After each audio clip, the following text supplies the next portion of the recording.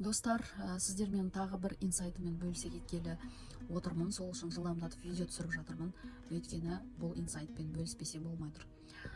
Сіздер осы түркологтардың кейбір атақтыларын танитын боларсыздар.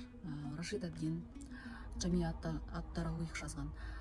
Одан кейін орыс түркологтар Тяншанский, Потанин, Радловтарды білетін болсаңыздар керек. Осы кісілер жалпы әлемнің қайдан бастау алатынын білген. Не үшін олар түрколог болуға шешім қабылдаған?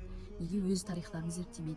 Неге өз мемлекетінің өзінің түп тамырын өркендетпейді? Өйткені бүкіл әлем қазақтардан бастау алатынын олар ұққан. Бірақ ол ақпараттан именно біздер қазақтар бейхабармыз. Олар өздерінің шығу тарихын, өздерінің түркілерден бастау алатынын біліп,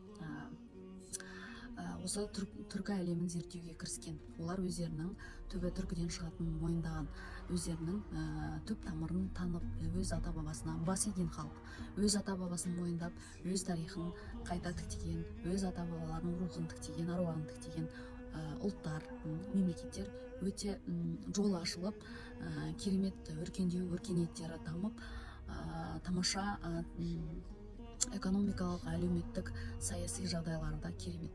Өйткені олар өздерінің түп тамырына қайта оралды. Олар өздерін таниды, бірақ ол жайлы қазақтар ештеңе білмейді.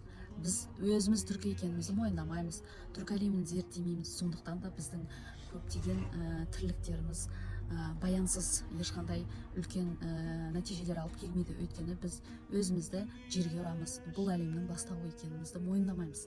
Егер біз өзімізді зерттеп, өзіміздің түркі әлемінің қара шаңырағына ие болып отырған ұлт екеніміздің, өзіміздің ерекшеліктерімізді зерттеп мойындайтын болсақ, бізде де үлкен өзгерістер, үлкен нәтижелер қылау беріп, үлкен биіктерді бағындырар едік.